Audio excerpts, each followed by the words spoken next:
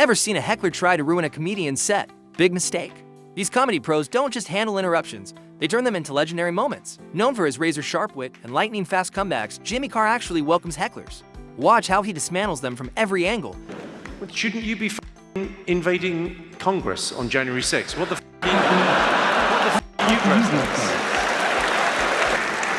What is there a motorcycle gang down the front? Have you got a tattooed face, or are you just on? What's going on there? Is that? I'm just dirty. You're just dirty. Okay. A lesser comic would stop at the heckler, but Jimmy, he generously includes their parents. I mean, I can see one. Well, I'm looking at one man, but I can see two disappointed parents.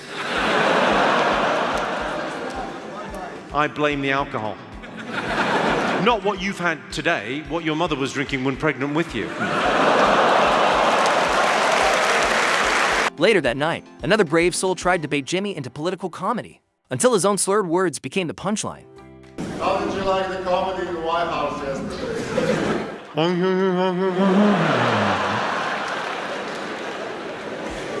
Are you having dental treatment at the gig?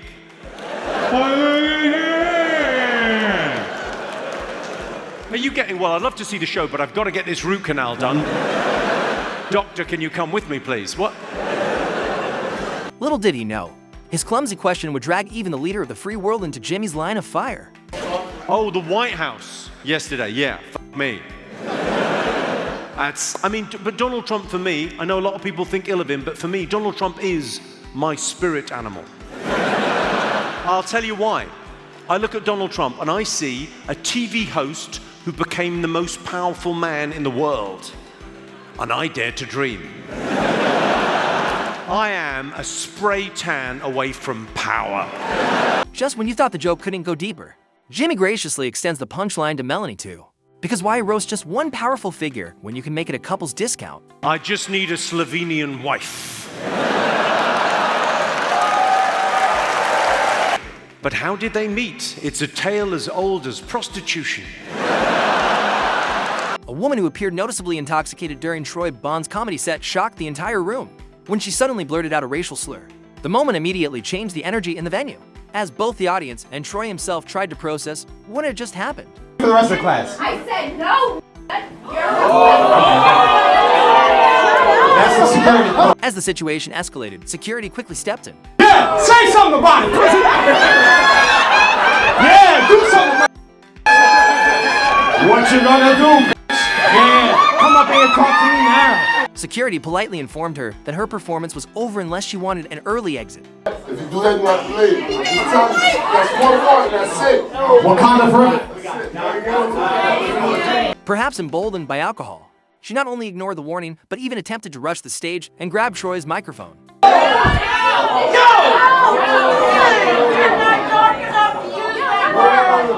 Amen. Finally, when both her and her partner had to make an early exit, and the crowd cheered them out like unwanted intermission. Few things throw off a comedian more than being cut off right in the middle of a punchline. It completely derails the rhythm.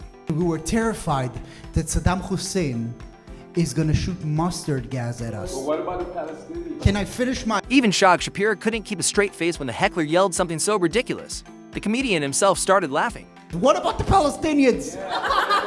It's like if you told me, man, I got beat up by the KKK, and I would be like, sure, but what about Chinese children? You know, it's both sad. Can it be both tragic? The heckler then attempted to lecture Shahak and the entire audience on history. Maybe he wasn't a bad guy, but stand-up comedy, definitely not his calling. For trying to insert some facts into my comedy. The room froze. Then, like a surgeon of satire, Shahak sliced through the tension with one perfectly twisted joke. The crowd's relief erupted in laughter. Would it help if more Israelis died? Because we can do that. What if, like, instead of tanks, the Israeli army had to use e-scooters? Listen, everybody. Avi, shut up. Listen. We're not allowed to use tanks anymore. We're only using e-scooters. But why? We are winning, yes, but not on Twitter. You have to install the app, Shlomi. Install the... No, why you have iPhone? No, it's only Android app. The heckler kept insisting he just wanted to spread awareness, while the crowd tried to explain. That a comedy club wasn't the right venue, but Shahak, instead of mocking it, took a moment to break down the real purpose of stand-up. No cheap shots, no insults, just a raw, honest explanation, and that's why his fans love him. Franz, can I explain to you, just one second, let me explain to you why we're joking about this. I don't know how you grew up, I don't know what happened to you in your life, and I'm not gonna assume it, but I grew up in a war, and then I went to Germany, and I grew up in a village where I got chased down by Nazis every week. So I do comedy to deal with that. I do comedy about things that are so tragic that the only way for me to deal with them is laugh or go insane. I have a right on that. Same way as you have a right to make jokes about your own tragedies. You know what I mean? When an animal activist decided to pick a fight with Andrew Schulz, she clearly didn't realize the verbal quicksand she was stepping into. They all have life. You're right. 100% right about that. They don't all need to. Andrew fired back with icy sarcasm. No yelling, just lethal precision. Do you think an animal cares about your life? You think a polar bear is going, you know what? She's probably got backgammon on Tuesday. Maybe I won't eat her. I'm just gonna sit here with this Coca-Cola and sip it with my nephews. When the audience member claimed that she is from a third world Asian country, Andrew instantly shot back with a panda joke. Because you are Asian, right? So that would make you panda a little bit, right? Upon learning she was from the Philippines, Andrew deftly steered the conversation toward local culinary traditions. In the Philippines, are there any animals that they eat that we don't eat here?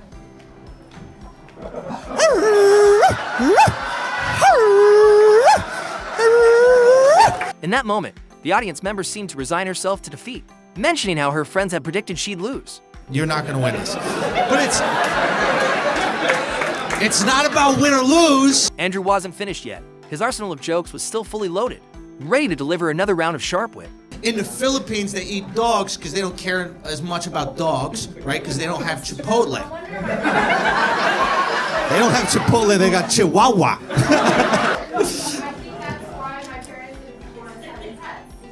Because they'd get too hungry.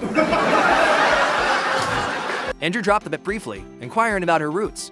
The sincerity was almost convincing before the comedy clause came out again. What part of the Philippines were you from? Cebu. Now, is that a wealthy region or is that a poor region? Probably poor, right? When Andrew learned she came from an underprivileged area, that telltale smirk crept across his face, the audience instantly recognizing the calm before the comedic storm. There's probably things there they'd be so lucky and grateful to have that we just take for granted right here. She played right into his hands, oblivious the trap was set. Like drinking water right there, it might not be the best, and maybe there's some people out there that don't even have fresh drinking water, you know? And tonight, you're gonna go home and take a shit into clean water. That's why I hate the sob story. I care about my people back home. I just